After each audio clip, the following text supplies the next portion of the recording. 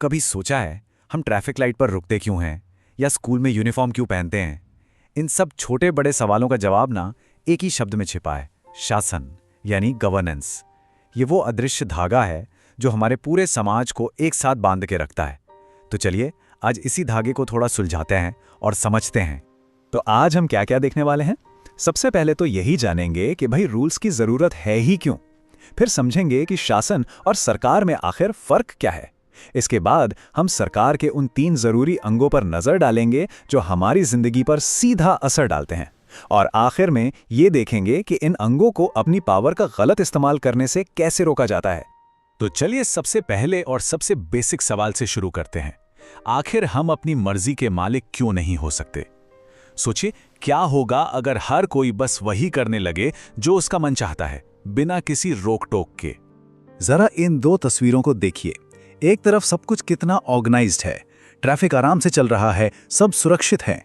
और दूसरी तरफ पूरी तरह से केओस, हर कोई बस पहले निकलना चाहता है। और नतीजा क्या है?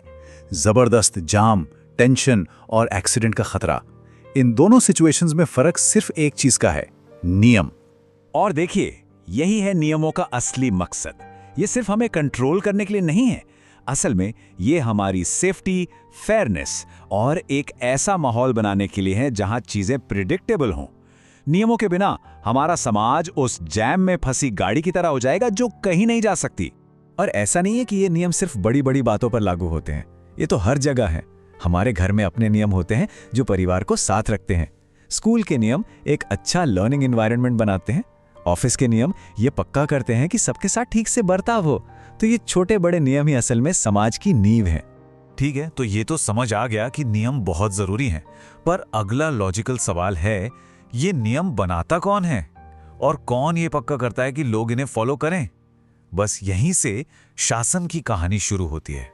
देखिए, शासन का मतलब सिर्फ नियम बनाना नहीं है, ये एक पूरा का पूरा प्रोसेस है। मान लीजिए आपके मोहल्ले में एक पार्क है, अब उसे साफ रखना है, उसमें नए झूले लगाने हैं, उसकी सिक्योरिटी का ध्यान रखना है। इन सब पर फैसले लेना और फिर उन फैसलों को लागू करना, यही उस पार्क का शासन है। और यही चीज बड़े स्केल पर पूरे देश के लिए भी सच है।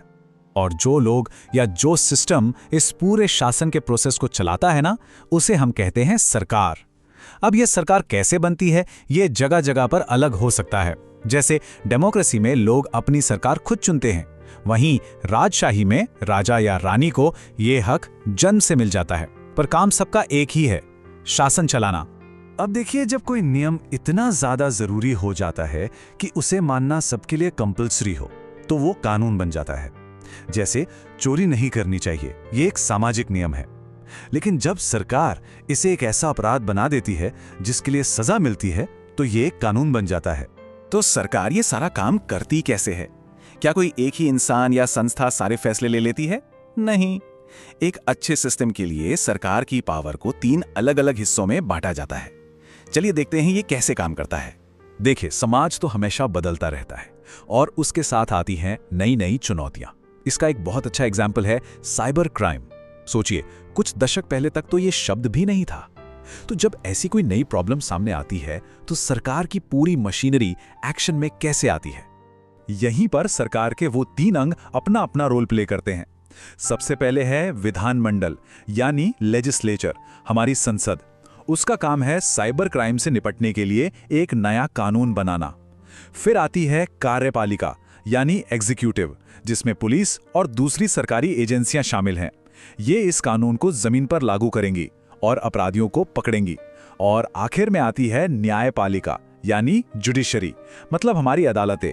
ये तय करेंगी कि क्या सच में कानून तोड़ा गया है, और अगर हां, तो फिर सजा क्या होगी। ये तीनों मिलकर काम करते हैं। अब सरकार के इन अंगों के पास जाहिर है बहुत पावर होती है, कानून बनाने की, उसे लागू करने की, सजा देने की। तो यहां एक बहुत बड़ा सवाल खड़ा होता है, इस बात की क्या गारंटी है कि कोई अपनी पावर का गलत इस्तेमाल नहीं करेगा? इसका जवाब ना एक बहुत ही सिंपल लेकिन पावरफुल आइडिया में छिपा है, शक्तियों का बंटवारा या सेपरेशन ऑफ पावर्स। इसका सीधा सा मतलब है कि इन तीनों अंगों को एक दूसरे से आजाद यानी इंडिपेंडेंट रखा जाना चाहिए। सोचिए, अगर कानून बनाने वाला ही जज बन जाए और फैसला भी सुनाने लगे, तो क्या कभी इंसाफ हो पाएगा? शायद नहीं। ये जो सेपरेशन है, ये एक चेक्स एंड बैलेंसेस का सिस्टम बनाता है। मतलब हर अंग दूसरे के काम पर नजर रख सकता है। जैसे न्यायपालिका ये देख सकती है कि संसद ने जो कानून बनाया है वो संविधान के हिसाब से है या नहीं। संसद कार्यपालिका के काम पर सवाल उठा सकती है। ये सिस्टम पक्का करता है कि पावर किसी एक के हाथ में ना चली जाए और हमेशा एक बैलेंस बना रहे। तो हमने देखा कि किसी भी समाज को ठीक से चलाने के लिए नियम क्यों जरूरी है। शासन इस पूरे प्रोसेस का नाम है और सरकार वो संस्था है जो इसे चलाती है। हमने ये भी समझा कि सरकार के 3 अंग विधानमंडल, कार्यपालिका और न्यायपालिका कैसे कानून बनाते हैं, उन्हें लागू करते हैं और न्याय करते हैं, और साथ ही एक दूसरे पर कंट्रोल भी रखते हैं। एक डेमोक्रेसी में आम नागरिकों को भी इन नियमों पर असर डालने का हक होता है, और ये हमें एक बहुत ही इंटरेस्टिंग सवाल पर लाके खड़ा करता है। अगर आपको कोई एक नियम बदलने का मौका मिले तो वो कौन सा नियम होगा और क्यों? सोचिएगा जरूर।